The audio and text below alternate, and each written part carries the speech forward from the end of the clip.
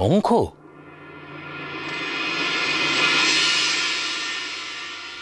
আমি আমি কালই চলে যাচ্ছি। হ্যাঁ, ডেফিনেটলি। পারপাস যখন সাফ হয়ে গেছে তখন চলে যাবে উচিত। বাই দ্য ওয়ে, আমি ডক্টর অজিত রায়চৌধুরীর সঙ্গে এখানে কথা বলতে আসিনি। সেটা আমি জানি, সে ভাগ্য আমার হবে না, এটাও জানি। আর আমি সত্যি কথা বলতে কি আশাও করি না। ম্যাম, আপনি এখান থেকে কি করবেন? আপনার সঙ্গে থেকে কথা বলতে আসেনি। চলুন, আপনি আমার সঙ্গে ভেতরে চলুন। না না, আমি তো একটা জিনিস বুঝতে পারছি না। একটা বাইরের মেয়ে বারবার আমাদের ফ্যামিলি ম্যাটার নিয়ে কথা বলে কেন? কে অ্যালাউ করে ওকে? শঙ্খ, এটা আমার বাড়ি। এখানে কি আসবে কি আসবে না সেটা ঠিক করার অধিকার শুধুমাত্র আমার আছে। বাড়িটাকে কি তুমি বাজার করে ফেলতে চাইছো বাবা?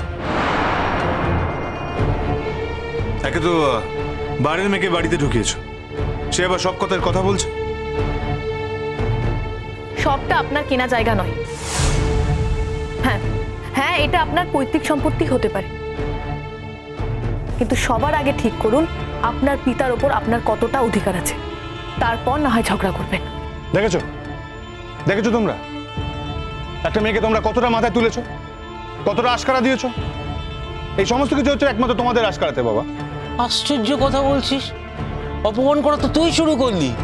তুই ওকে কলেজে অপমান করিস, ক্লাসরুমে অপমান করিস, রিহার্সালে অপমান করিস, এখন আমার বাড়িতেও অপমান করছিস।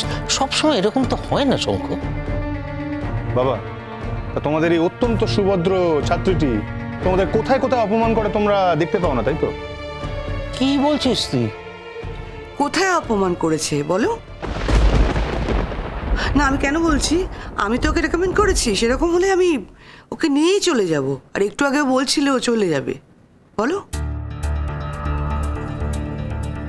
ফাইনাল রিহার্সালের পরে জন্মদিন সেলিব্রেট করা হয়েছে, তাতে আমার কোনো আপত্তি নেই, কিন্তু আমাদের কলেজের প্ল্যাটফর্মটাকে উনি অন্যভাবে কাজে লাগিয়েছেন। শুনুন, এই কথাটা অনেকবার হয়ে গেছে। আপনি ফার্দার আমাকে আর এই কথাটা বলবেন না। আর যদি বলতেই হয় তাহলে প্রমাণ সহ বলবেন। কেউ আমাকে ফুল দিয়েছে তার মানে এই নয় যে সে আমাকে প্রপোজ করেছে। সেটা আপনি ভাবতে পারেন, কিন্তু আর সবাই ভাবতে পারে না।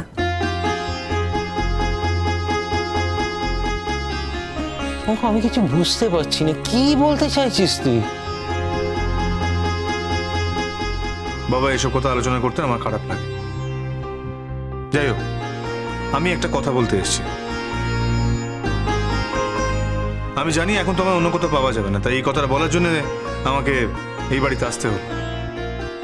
কি কথা বলো? হ্যাঁ, বলছি যে আমাদের এডুকেশনাল এক্সকারশনটা অনেকদিন ধরে ডিউর হয়ে আছে।